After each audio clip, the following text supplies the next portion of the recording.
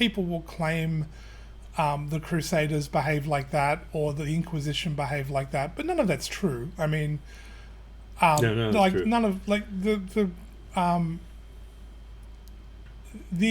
Just in terms of raw numbers, the oh, Inquisition ordered the execution of like but 125 people even in terms over 200 even in years, and terms, it's a drop in the bucket. And the Inquisition was meant to be reconciliatory. well, In yeah, any that's case, it. it was trying to get people to change But their even in mind. terms of even in terms of, even if you just ignore the numbers and look at the procedures and things, like they're night Yeah, and day when you actually look at what actually happened and look at their actual records and things like that.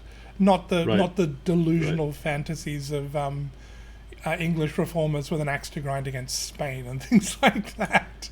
And let me also hasten to add that this idea that the secular power and the temporal power, below that the secular power and the spiritual power should be separate, that goes all the way back to ancient Judaism, when the priesthood and the kingship were Hmm. separate. We did not have priest kings. The Pharaoh in Egypt was a priest king.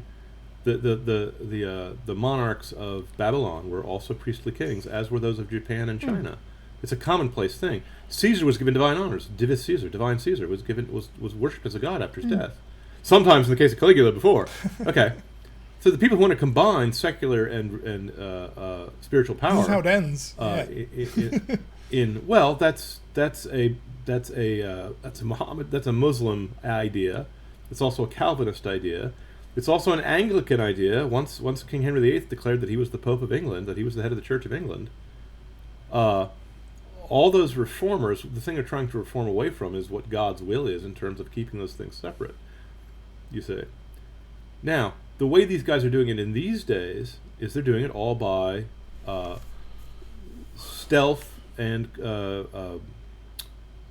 surreptitiously, and they only use coercion when they get enough power. We're reaching that You point see. where the mask is So coming off. basically, we're in a situation where in order for you and I to commit a war against utopia, we have to recognize what institutions they've successfully captured, and it's all of them basically. It's almost all of them, and what can be done against those institutions.